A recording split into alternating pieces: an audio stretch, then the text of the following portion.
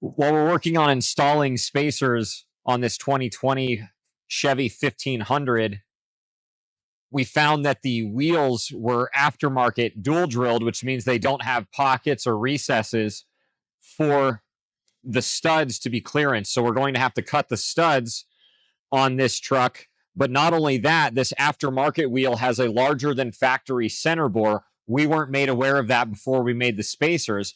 So if we were to install these wheels on the spacers now, the wheels would not be centered by the lip on the spacer. They would not be hub centric. The customer could get a little bit of vibration.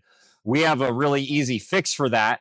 We custom make solid forged billet hub rings here in our shop. So I'm simply going to take a measurement of the center bore of this wheel, run inside to one of our Haas ST25 lathes, cut centering specifically for this wheel. That way the customer has a perfect vibration-free ride and fit.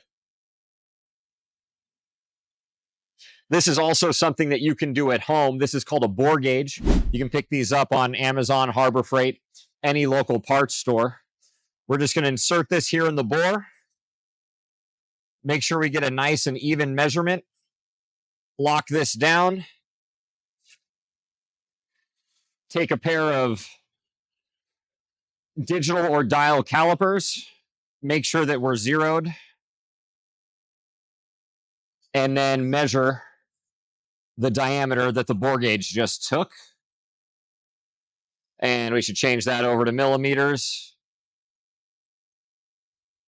Sure enough, very, very common center bore, 106 millimeters. So we're going to be making hub rings that are going from 77.8 millimeters on the hub of the truck and the lip of the wheel spacer, and then onto this 106 millimeter center bore on this wheel to ensure that our customer has a completely vibration-free ride.